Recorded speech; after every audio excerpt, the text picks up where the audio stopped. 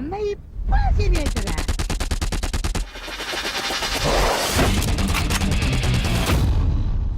ജോമോന്റെ സുവിശേഷങ്ങൾ ജേക്കബിന്റെ കോപ്പിയടി, വിവാദങ്ങൾക്ക് മറുപടിയുമായി തിരക്കഥാകൃത്ത്. സത്യൻ അന്തിക്കാട് സംവിധാനം ചെയ്ത ദുൽഖർ സൽമാൻ ചിത്രം ജോമോന്റെ സുവിശേഷങ്ങൾ കോപ്പിയടിയാണെന്ന സോഷ്യൽ മീഡിയ ആരോപണങ്ങൾക്ക് മറുപടിയുമായി തിരക്കഥാകൃത്ത് ഇക്ബാൽ കുറ്റിപ്പുറം. നിവിൻ പോളി ചിത്രമായ ജേക്കബിന്റെ സ്വർഗരാജ്യവുമായി ജോമോന്റെ സുവിശേഷങ്ങൾക്ക് സാമ്യതയുണ്ടെന്നാണ് സിനിമാ ഗ്രൂപ്പുകളിലും ചില ഓൺലൈൻ റിവ്യൂകളിലും ഉയർന്ന ആരോപണം.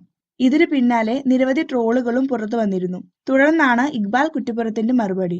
ഡെക്കാൻ ക്രോണിക്കിളിനോടാണ് ഇക്ബാൽ ഇക്കാര്യങ്ങൾ പറഞ്ഞത്. രണ്ട് സിനിമകളുടെയും പ്രമേയം സമാനമാണെന്ന വാദം ശരിയാണെന്നും എന്നാൽ രണ്ടും രണ്ട് സിനിമകളാണെന്ന് ഇക്ബാൽ പറയുന്നു.